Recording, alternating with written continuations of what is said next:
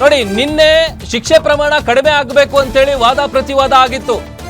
CBI ಪರ ವಕೀಲರು ಕೂಡ ಸಾಕಷ್ಟು ವಿಚಾರಗಳನ್ನ ಮುಂದಿಟ್ಕೊಂಡು ಅವರಿಗೆ ಜೀವಾವಧಿ ಶಿಕ್ಷೆ ಆಗಬೇಕು ಅಂತೇಳಿ ಪ್ರಬಲವಾದಂತ ವಾದವನ್ನ ಮಂಡಿಸಿದ್ರು. ಇತ್ತ ವಿನಯ್ ಕುಲಕರ್ಣಿ ಪರ ವಕೀಲರು ಕೂಡ ಇಲ್ಲ, ಅವರೊಬ್ರು ರಾಜಕಾರಣಿ ಇದ್ದಾರೆ, MLA ಆಗಿದ್ದಾರೆ, ಮಾಜಿ ಸಚಿವರು ಬೇರೆ, ಸಾಕಷ್ಟು ವಿಚಾರಗಳನ್ನ ಮುಂದಿಟ್ಕೊಂಡು ಅವರಿಗೆ ಶಿಕ್ಷೆ ಪ್ರಮಾಣ ಕಡಿಮೆ ಮಾಡಬೇಕು ಅನ್ನುವಂತಹ ನಿಟ್ಟಿನಲ್ಲಿ ಪ್ರತಿವಾದವನ್ನ ಮಾಡಿದ್ರು. ವಾದ ಪ್ರತಿವಾದ ಆಲಿಸಿದಂತಹ ನ್ಯಾಯಾಲಯ ಈಗ ಎಲ್ಲ ಆರೋಪಿಗಳಿಗೂ ಕೂಡ ಶಿಕ್ಷೆ ಪ್ರಮಾಣ ಪ್ರಕಟ ಮಾಡಿದೆ. ವಿನಯ್ ಕುಲಕರ್ಣಿಗೆ ಜೀವಾವಧಿ ಶಿಕ್ಷೆ ಪ್ರಕಟ ಆಗಿದೆ. ಎಲ್ಲ 17 ಮಂದಿ ಅಪರಾಧಿಗಳಿಗೂ ಕೂಡ ಜೀವಾವಧಿ ಶಿಕ್ಷೆಯನ್ನ ವಿಧಿಸಲಾಗಿದೆ. ಇದು ನೆಕ್ಸ್ಟ್ ಯಾವ ರೀತಿಯಾದಂತಹ ಪರಿಣಾಮ ಬೀರಬಹುದು ಅನ್ನುವಂಥದ್ದು ಒಂದು ಜನಪ್ರತಿನಿಧಿಗಳ ವಿಶೇಷ ಕೋರ್ಟ್ನಿಂದ ಶಿಕ್ಷೆ ಪ್ರಮಾಣ ಪ್ರಕಟ ಆಗಿದೆ. ಯಾಕಂತಂದ್ರೆ ಎಲ್ಲರೂ ಕೂಡ, ಅದರಲ್ಲೂ ಬಹಳ ಮುಖ್ಯವಾಗಿ ವಿನಯ್ ಕುಲಕರ್ಣಿ ಅವರಂತೂ ತುಂಬಾ ಎಮೋಷನಲ್ ಆಗಿದ್ರು, ಭಾವುಕರಾಗಿದ್ರು. ಇನ್ಫ್ಯಾಕ್ಟ್ ಜಡ್ಜ್ ಮುಂದೆ ಕಣ್ಣೀರು ಹಾಕಿದ್ರು, ಗಳಗಳ ಅಂತ ಹತ್ತು ಬಿಟ್ಟಿದ್ರು. ನನಗೆ ಮಕ್ಕಳಿದ್ದಾರೆ, ಮನೇಲಿ ಈ ತರ ಇದೆ, ಈ ತರ ಸಮಸ್ಯೆ ಇದೆ, ಏನೇನೋ ವಿಚಾರಗಳನ್ನ ಹೇಳ್ಕೊಂಡು ನನಗೆ ಇದೊಂದು ಶಿಕ್ಷೆ ಪ್ರಮಾಣದ ವಿಚಾರಕ್ಕೆ ಸಂಬಂಧಪಟ್ಟಂತೆ ಕಡಿಮೆ ಶಿಕ್ಷೆ ವಿಧಿಸಬೇಕು ಅಂತೇಳಿ ಮನವಿಯನ್ನ ಮಾಡ್ಕೊಂಡಿದ್ರು. ಬಟ್ ಈಗ ಜೀವಾವಧಿ ಶಿಕ್ಷೆಯನ್ನ ಪ್ರಕಟಿಸಿದ್ದಾರೆ ನ್ಯಾಯಮೂರ್ತಿ ಗಜಾನನ್ ಭಟ್. ವಿನಯ್ ಕುಲಕರ್ಣಿ ಅವರಿಗೆ ಜೀವಾವಧಿ ಶಿಕ್ಷೆ ಪ್ರಕಟ ಆಗಿದೆ. ಎಲ್ಲ 16 ಅಪರಾಧಿಗಳಿಗೂ ಕೂಡ ಜೀವಾವಧಿ ಶಿಕ್ಷೆಯನ್ನ ಕೋರ್ಟ್ ವಿಧಿಸಿದೆ. ಜನಪ್ರತಿನಿಧಿಗಳ ವಿಶೇಷ ಕೋರ್ಟ್ನಿಂದ ಬಂದಿರುವಂತಹ ಶಿಕ್ಷೆ ಪ್ರಕಟ ಆಗಿರೋದು. ನೋಡಿ, ಒಟ್ಟು 17 ಮಂದಿ ಏನಿದಾರಲ್ಲ ವಿನಯ್ ಕುಲಕರ್ಣಿ ಅವರು ಸೇರಿದಂತೆ, ಅದರಲ್ಲಿ 16 ಜನಕ್ಕೆ ಜೀವಾವಧಿ ಶಿಕ್ಷೆ, ಒಬ್ಬರಿಗೆ 7 ವರ್ಷ ಅಂದ್ರೆ ಶಿಕ್ಷೆ ಪ್ರಮಾಣ 7 ವರ್ಷ ಶಿಕ್ಷೆಯನ್ನ ಪ್ರಕಟ ಮಾಡಲಾಗಿದೆ. ಉಳಿದ 16 ಮಂದಿ ಅಪರಾಧಿಗಳಿಗೂ ಕೂಡ ಜೀವಾವಧಿ ಶಿಕ್ಷೆಯನ್ನ ವಿಧಿಸಲಾಗಿದೆ. ಅಲ್ಲಿಗೆ 19ನೇ ಆರೋಪಿ ಏನಿದಾರಲ್ಲ ಚನ್ನಕೇಶವ್ ಅಂತೇಳಿ, ಆತನಿಗೆ ಮಾತ್ರ 7 ವರ್ಷ ಶಿಕ್ಷೆ ಆಗಿರೋದು. ಇನ್ನುಳಿದಂತೆ ಎಲ್ಲ ಅಪರಾಧಿಗಳಿಗೂ ಜೀವಾವಧಿ ಶಿಕ್ಷೆ. 21ರಲ್ಲಿ 2 ನಿರ್ದೋಷಿಗಳು, 2 ಮಾಫಿ ಸಾಕ್ಷಿಗಳು, ಇನ್ನುಳಿದಂತೆ 17 ಮಂದಿಯಲ್ಲಿ 16 ಜನಕ್ಕೆ ಜೀವಾವಧಿ ಶಿಕ್ಷೆ. ಚನ್ನಕೇಶವ್ ಅನ್ನುವಂತಹ 19ನೇ ಆರೋಪಿ ಏನಿದ್ದಾನೆ, ಈತನಿಗೆ 7 ವರ್ಷ ಜೈಲು ಶಿಕ್ಷೆಯನ್ನ ಕೋರ್ಟ್ ಪ್ರಕಟಿಸಿದೆ. ಅಲ್ಲಿಗೆ ಸಾಕಷ್ಟು ಟೆನ್ಷನ್ ಕೂಡ ಆಗಿದ್ರು ವಿನಯ್ ಕುಲಕರ್ಣಿ ಅವರು. ಯಾಕಂತಂದ್ರೆ ಮೊನ್ನೆ ಸಾಕಷ್ಟು ಕಾನ್ಫಿಡೆನ್ಸ್ ಕೂಡ ಇಟ್ಕೊಂಡಿದ್ರು. ಇಲ್ಲ, ನ್ಯಾಯಾಂಗದ ವ್ಯವಸ್ಥೆ ಮೇಲೆ ನನಗೆ ಬಹಳ ನಂಬಿಕೆ ಇದೆ, ನಾನು ನಿರ್ದೋಷಿ ಆಗ್ತೀನಿ, ಈ ಕೇಸಿಂದ ಖುಲಾಸೆ ಆಗುತ್ತೆ ಅನ್ನುವಂಥ ನಿರೀಕ್ಷೆಯನ್ನು ಇಟ್ಕೊಂಡಿದ್ರು. ಬಟ್ ಇಲ್ಲ, ಅವರು ಈ ಕೊಲೆ ಕೇಸ್ನಲ್ಲಿ ರಾಜಕೀಯ ಪ್ರೇರಿತ ಕೊಲೆ ಇದು ಅನ್ನುವಂಥದ್ದು ತನಿಖೆಯ ಸಂದರ್ಭದಲ್ಲಿ ಹೊರಬಂದಂತಹ ಎಲ್ಲ ಸಾಕ್ಷಿಗಳನ್ನ ಆ ವರದಿಯನ್ನ ಸಲ್ಲಿಸಿದ ನಂತರದಲ್ಲಿ ಇವರ ಕೈವಾಡ ಇದೆ ಅನ್ನುವಂಥ ಸಾಕಷ್ಟು ಆರೋಪಗಳು ಕೂಡ ಕೇಳಿಬಂದಿತ್ತು. ಬಟ್ ನಿನ್ನೆ ಶಿಕ್ಷೆ ಪ್ರಮಾಣದ ವಿಚಾರಕ್ಕೆ ಸಂಬಂಧಪಟ್ಟಂತೆಯೇ ಒಂದು ಟೈಮನ್ನು ಕೂಡ ಕೊಡಲಾಗಿತ್ತು.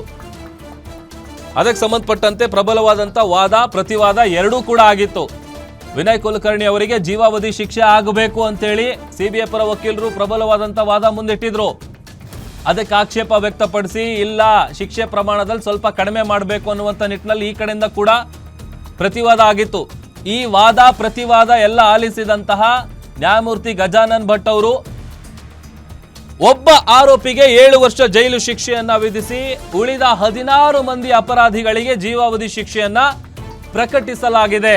ಅಲ್ಲಿಗೀಗ ನೆಕ್ಸ್ಟ್ ವಿನಯ್ ಕುಲಕರ್ಣಿ ಅವರ ಶಾಸಕ ಸ್ಥಾನಕ್ಕೂ ಕೂಡ ಕುತ್ತು ಎದುರಾಗುವಂತಹ ಎಲ್ಲಾ ಸಾಧ್ಯತೆಗಳು ಕಾಣಿಸ್ತಾ ಇದೆ. ಈಗ 2 ವರ್ಷದಿಂದ 3 ವರ್ಷ ಏನಿರುತ್ತೆ, 3 ವರ್ಷ ಮೇಲ್ಪಟ್ಟು ಅಥವಾ 2 ವರ್ಷ ಮೇಲ್ಪಟ್ಟು ಏನಾದರೂ ಶಿಕ್ಷೆ ಆದಂತ ಸಂದರ್ಭದಲ್ಲಿ ಅವರನ್ನ ಅನರ್ಹಗೊಳಿಸಲಾಗುತ್ತೆ. ಆಮೇಲೆ ಇನ್ನೊಂದು ವಿಚಾರ ನೋಡ್ತಾ ಇದ್ದೀವಿ ನೋಡಿ, ಎಲ್ಲ ಅಪರಾಧಿಗಳಿಗೆ ತಲಾ 30,000 ರೂಪಾಯಿ ದಂಡ ಕೂಡ ಹಾಕಲಾಗಿದೆ. 16 ಮಂದಿ ಆರೋಪಿಗಳಿಗೆ ಅಪರಾಧಿಗಳಿಗೆ ಜೀವಾವಧಿ ಶಿಕ್ಷೆ ಜೊತೆಗೆ ತಲಾ ಎಲ್ರಿಗೂ 30,000 ರೂಪಾಯಿ ದಂಡ. ಜನಪ್ರತಿನಿಧಿಗಳ ವಿಶೇಷ ಕೋರ್ಟ್ನಿಂದ ಅಂತೂ ಇಂತೂ ಈಗ ಶಿಕ್ಷೆ ಪ್ರಮಾಣ ಪ್ರಕಟ ಆಗಿದೆ. ಎಲ್ಲರನ್ನೂ ಪ್ರೊಡ್ಯೂಸ್ ಮಾಡುವಂತ ಕೆಲಸ ಆಯಿತು, ಎಲ್ಲರ ಹಾಜರಾತಿ ಪಡೆದಿದ್ದಾಯಿತು. ಅದಾದ ಮೇಲೆ ಈಗ ಶಿಕ್ಷೆ ಪ್ರಮಾಣ ಪ್ರಕಟ ಆಗಿದೆ.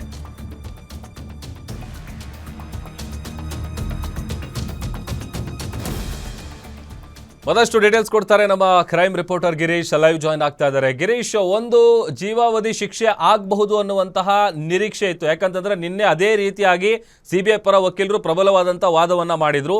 ಈಗ 16 ಮಂದಿ ಅಪರಾಧಿಗಳಿಗೆ ಜೀವಾವಧಿ ಶಿಕ್ಷೆ, ಒಬ್ಬರಿಗೆ 7 ವರ್ಷ ಜೈಲು ಶಿಕ್ಷೆ, ಜೊತೆಗೆ ತಲಾ ಎಲ್ರಿಗೂ 30,000 ಫೈನು. ಏನಿದೆ ಡೀಟೇಲ್ಸ್?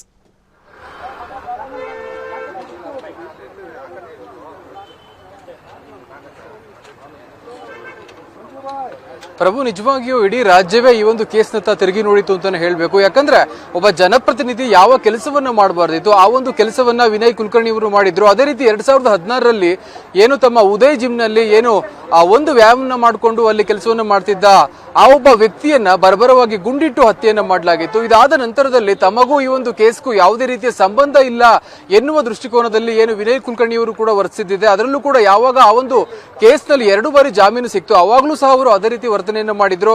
ನನಗೂ ಈ ಕೇಸ್ಗೂ ಯಾವುದೇ ಸಂಬಂಧ ಇಲ್ಲ, ಹೀಗಾಗಿ ನನಗೆ ಜಾಮೀನು ಸಿಕ್ಕಿದೆ ಎನ್ನುವ ಒಂದು ವಾದವನ್ನು ಅವರು ಮಾಡಿದ್ರು. ಆದ್ರೆ ಇವತ್ತಿನ ಈ ತೀರ್ಪೇನಿದೆ, ಇದು ಆ ಎಲ್ಲಾ ವಿಚಾರಗಳನ್ನ ಬುಡಬೇಲು ಮಾಡಿದೆ ಅಂತಾನೆ ಹೇಳ್ಬೋದು. ಅಷ್ಟಕ್ಕೂ ಈ ಒಂದು ತೀರ್ಪಿನ ಬಗ್ಗೆ ನಾವು ಮಾತಾಡೋದಾದ್ರೆ, ಒಟ್ಟು ಈ ಒಂದು ಕೇಸ್ನಲ್ಲಿ 21 ಜನ ಆರೋಪಿಗಳನ್ನ ಹೆಸರಿಸಲಾಗಿತ್ತು. ಅದರಲ್ಲಿ ಅತಿ ಪ್ರಮುಖವಾಗಿ A20, ಅದೇ ರೀತಿ A21 ಅಥವಾ ಅಕ್ಯೂಸ್ಡ್ 20 ಅಥವಾ ಅಕ್ಯೂಸ್ಡ್ 21 ಇದ್ದಾರೆ. ಇವರು ನಿರಪರಾಧಿಗಳು ಅಂತ ಏನು ಕೋರ್ಟ್ ಈಗಾಗಲೇ ಒಂದು ಆದೇಶವನ್ನ ಮಾಡಿತ್ತು. ಅದರಲ್ಲಿ A19 ಅಥವಾ ಆರೋಪಿ 19 ಜನ ಏನಿದ್ರು, ಇವರಲ್ಲಿ A1 ಅದೇ ರೀತಿ A17 ಮಾಫಿ ಸಾಕ್ಷಿಯಾಗಿ ಬದಲಾಗಿದ್ರು. ಅಂದ್ರೆ ನಡೆದ ಘಟನಾವಳಿಗಳನ್ನ ನಾವು ಹೇಳ್ತೀವಿ. ಅದೇ ರೀತಿ ಯಾವ ರೀತಿ ಯಾರ್ಯಾರು ಈ ಒಂದು ಕ್ರೈಮ್ ನಲ್ಲಿ ಆರ್ಗನೈಸ್ ಅನ್ನ ಮಾಡಿದ್ರು, ಯಾರ್ಯಾರ ಪಾತ್ರ ಹೇಗಿತ್ತು ಎಲ್ಲನ್ನೂ ಕೂಡ ನಾವು ಸರ್ಕಾರಕ್ಕೆ ಹೇಳ್ತೀವಿ ಅಂತ ಹೇಳಿ ಸಿಬಿಐ ಮುಂದೆ ಅವರು ಅಪ್ರೂವರ್ ಆಗಿದ್ರು. ಹೀಗಾಗಿ ಅವರಿಗೆ ಶಿಕ್ಷೆ ಯಾವುದೇ ರೀತಿಯ ಶಿಕ್ಷೆ ಆಗಿಲ್ಲ ಅಂತಾನೆ ಹೇಳ್ಬೇಕು. ಅದನ್ನ ಬಿಟ್ರೆ ಇನ್ನು ಮಿಕ್ಕಿದ A17 ಅಥವಾ 17 ಜನ ಆರೋಪಿಗಳಿಗೆ ಒಂದು ಶಿಕ್ಷೆ ಪ್ರಕಟ ಆಗಿದೆ ಅಂತಾನೆ ಹೇಳ್ಬೋದು. ಇದು ನಿಜವಾಗಿಯೂ ಏನು ಆ ಒಬ್ಬ ಮೃತ ಯೋಗೇಶ್ ಗೌಡ ಏನಿದ್ರು ಅವರಿಗೆ ಸಿಕ್ಕ, ಅವರ ಆತ್ಮಕ್ಕೆ ಸಿಕ್ಕ ಒಂದು ಅಥವಾ ಅವರ ಸಾವಿಗೆ ಸಿಕ್ಕ ನ್ಯಾಯ ಅಂತಾನೆ ಹೇಳ್ಬೇಕು. ಇದಾದ ನಂತರದಲ್ಲಿ ಅತಿ ಪ್ರಮುಖವಾಗಿ ಗಮನಿಸುವ ಅಂಶವನ್ನು ನೋಡ್ತಾ ಹೋದ್ರೆ, ಸುಮಾರು 3 ದಿನಗಳಿಂದಲೂ ಕೂಡ ಏನು ನ್ಯಾಯಮೂರ್ತಿಗಳಾದಂತಹ ಗಜಾನನ ಭಟ್ ಇದ್ದಾರೆ, ಅವರು ಒಂದು ತೀರ್ಪನ್ನು ಕೊಡೋದಕ್ಕೆ ಸಾಕಷ್ಟು ಯೋಚನೆ ಆಗಿರ್ಬೋದು, ಅದೇ ರೀತಿ ಯಾವ ರೀತಿ ತೀರ್ಪನ್ನು ಬರೆಸಬೇಕು ಎಲ್ಲವನ್ನೂ ಕೂಡ ಗಮನದಲ್ಲಿಟ್ಟುಕೊಂಡು ಈ ಒಂದು ತೀರ್ಪನ್ನು ಕೊಟ್ಟಿದ್ದಾರೆ ಅಂತಾನೆ ಹೇಳ್ಬೋದು. ಯಾಕಂದ್ರೆ ಸಾಧಾರಣವಾಗಿ ಬೇರೆ ಬೇರೆ ಕೇಸ್, ಅಂದ್ರೆ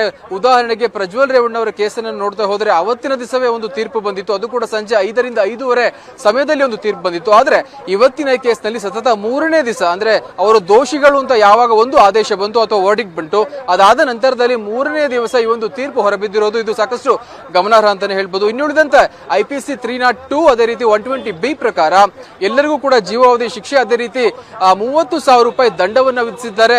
ಇದು ನಿಜವಾಗಿಯೂ ಜನಪ್ರತಿನಿಧಿ ಆಗಿರುವವರು ಯಾವ ಕೆಲಸವನ್ನ ಮಾಡಬಾರ್ದು ಆ ಕೆಲಸವನ್ನ ಮಾಡಿದ್ದೆ ಆದ್ರೆ ಖಂಡಿತವಾಗಿ ಇನ್ನು ಮುಂದೆ ಯಾರಿಗೂ ಕೂಡ ಉಳಿಗಾಲವಿಲ್ಲ ಅನ್ನೋದು ಸಾಬೀತಾಗಿದೆ. ಇನ್ನುಳಿದಂತೆ ಅವತ್ತಿನ ಒಂದು ಸಿಚುವೇಶನ್ ನಾವಿಲ್ಲಿ ಮಾತಾಡಲೇಬೇಕು. ಅದರಲ್ಲಿ ಅತಿ ಪ್ರಮುಖವಾಗಿ ಯಾವ ರೀತಿ ಶಾಸಕ ಅದೇ ರೀತಿ ಮಾಜಿ ಸಚಿವರಾಗಿರ್ತಕ್ಕಂತಹ ವಿನಯ್ ಕುಲಕರ್ಣಿ ಅವರು ಯಾವ ರೀತಿ ಆ ಒಂದು ಕ್ರೈಮ್ ನಲ್ಲಿ ಭಾಗಿಯಾಗಿದ್ರು ಅಂತ ಚಾರ್ಜ್ ಶೀಟ್ ನ ಪ್ರಕಾರ ನೋಡ್ತಾ ಹೋದ್ರೆ, ಏನು ಪೊಲೀಸ್ ಅಧಿಕಾರಿಗಳಿದ್ದಾರೆ ಟಿಂಕಣ್ಣನವರಾಗಿರ್ಬೋದು ಅಥವಾ ಅದೇ ರೀತಿ ಯಾವ ಆರೋಪಿಗಳನ್ನು ಇವರು ಕರ್ಕೊಂಡು ಕ್ರೈಮ್ ಅನ್ನ ಮಾಡಿದ್ರು, ಆ ಆರೋಪಿಗಳ ಜೊತೆ ತಮ್ಮ ಫಾರ್ಮ್ ಹೌಸ್ ಅಲ್ಲಿ ಕೂತ್ಕೊಂಡು ಯೋಗೇಶ್ ಗೌಡ ಅವರನ್ನ ಯಾವ ರೀತಿ ಕೊಲ್ಲಬೇಕು ಎನ್ನುವ ಒಂದು ಡಿಸ್ಕಷನ್ ಅನ್ನ ಮಾಡಿದ್ರಂತೆ. ಅದು ಅಂದ್ರೆ ನಿಜವಾಗಿಯೂ ಈ ಒಂದು ಕೃತ್ಯ ಎಲ್ಲರನ್ನೂ ಕೂಡ ಬೆಚ್ಚ ಬೀಳಿಸುತ್ತೆ ಅಂತ ಹೇಳ್ಬೇಕು. ಯಾಕಂದ್ರೆ ಜನಪ್ರತಿನಿಧಿಗಳು ಅದರಲ್ಲೂ ಕೂಡ ತಮ್ಮದೇ ಸಮುದಾಯದ ಆ ಒಬ್ಬ ಬಿಜೆಪಿಯ ನಾಯಕ ಏನಿದ್ದಾರೆ ಅವರ ಹತ್ಯೆಗೆ ಸಂಚಲನ ರೂಪಿಸುವುದು ಎಷ್ಟು ಸರಿ ಎಂಬುವ ಚರ್ಚೆ ಕೂಡ ವ್ಯಾಪಕವಾಗಿತ್ತು. ಅದೇ ರೀತಿ ಯಾವಾಗ ಯೋಗೇಶ್ ಗೌಡ ಅವರ ಮನೆಯವರು ಹೋಗಿ ಒಂದು ಕಂಪ್ಲೇಂಟ್ ಅನ್ನ ಕೊಡ್ತಾರೆ, ಆ ಒಂದು ಸ್ಟೇಷನ್ ನಲ್ಲಿ ವಿನಯ್ ಕುಲಕರ್ಣಿ ಅವರೇ ನೇರವಾಗಿ ಈ ಒಂದು ಕೊಲೆಯಲ್ಲಿ ಭಾಗಿಯಾಗಿದ್ದಾರೆ ಅಂತ, ಯಾವುದೇ ಕಾರಣಕ್ಕೂ ಈ ಒಂದು ಕಂಪ್ಲೇಂಟ್ ಅನ್ನು ನಾವು ತೆಗೆದುಕೊಳ್ಳೋದಿಲ್ಲ ಅಂತ ಏನು ಟಿಂಕಣ್ಣನವರು ಪೊಲೀಸ್ ಅಧಿಕಾರಿ ಇದ್ದಾರೆ, ಈ ಒಬ್ಬ ಅಧಿಕಾರಿ ನೇರವಾಗಿ ಅವರ ಮನೆಯವರಿಗೆ ಹೇಳಿದ್ರಂತೆ.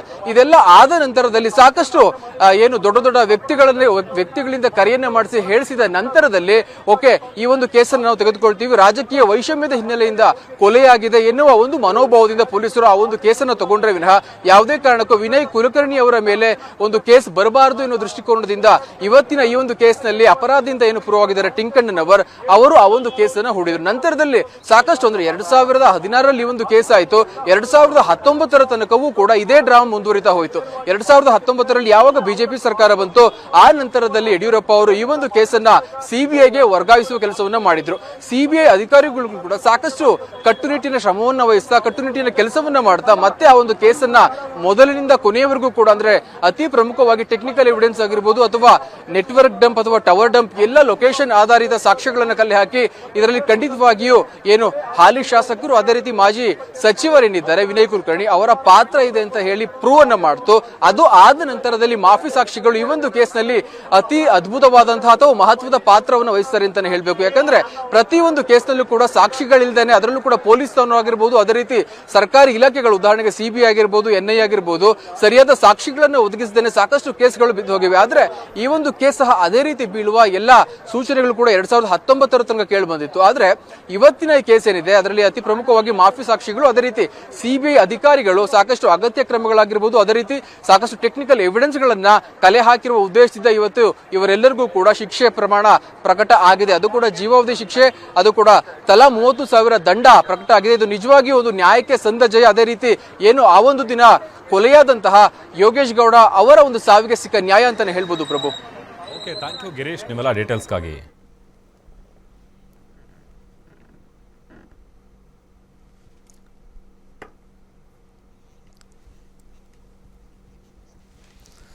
ನೋಡಿ, ಅಲ್ಲಿಗೆ 19ನೇ ಆರೋಪಿ ಏನಿದ್ದಾನೆ ಚನ್ನಕೇಶವ್, ಆತನನ್ನು ಹೊರತುಪಡಿಸಿ ಉಳಿದಂತೆ ಎಲ್ಲ 16 ಮಂದಿ ಅಪರಾಧಿಗಳಿಗೂ ಕೂಡ ಜೀವಾವಧಿ ಶಿಕ್ಷೆಯನ್ನು ವಿಧಿಸಲಾಗಿರೋದು. ಅಲ್ಲಿಗೆ ನೆಕ್ಸ್ಟ್ ಈಗ ಅವ್ರ ಮುಂದೆ ಕಾನೂನಾತ್ಮಕವಾಗಿ ಯಾವ ರೀತಿಯಾದಂಥ ಆಯ್ಕೆ ಇರುತ್ತೆ, ಏನು ಮಾಡ್ಬೋದು ಅದಕ್ಕೆ ಸಂಬಂಧಪಟ್ಟಂತೆ ಈಗ ಮೊನ್ನೆ ಯಾವಾಗ ದೋಷಿ ಅನ್ನುವಂಥ ವಿಚಾರ ಕೋರ್ಟ್ ಹೇಳ್ತು, ಅಲ್ಲಿಂದನೇ ಆಲ್ರೆಡಿ ಮುಂದೆ ಮಾಡಬಹುದಾದಂತಹ ಕಾನೂನಾತ್ಮಕ ಹೋರಾಟಗಳ ವಿಚಾರಕ್ಕೆ ಸಂಬಂಧಪಟ್ಟಂತೆ ವಿನಯ್ ಕುಲಕರ್ಣಿ ಅವರ ಕುಟುಂಬಸ್ಥರು ಎಲ್ಲ ರೀತಿಯಾದಂಥ ಸಿದ್ಧತೆಗಳನ್ನು ಮಾಡ್ಕೊಳ್ತಾ ಇದ್ರು.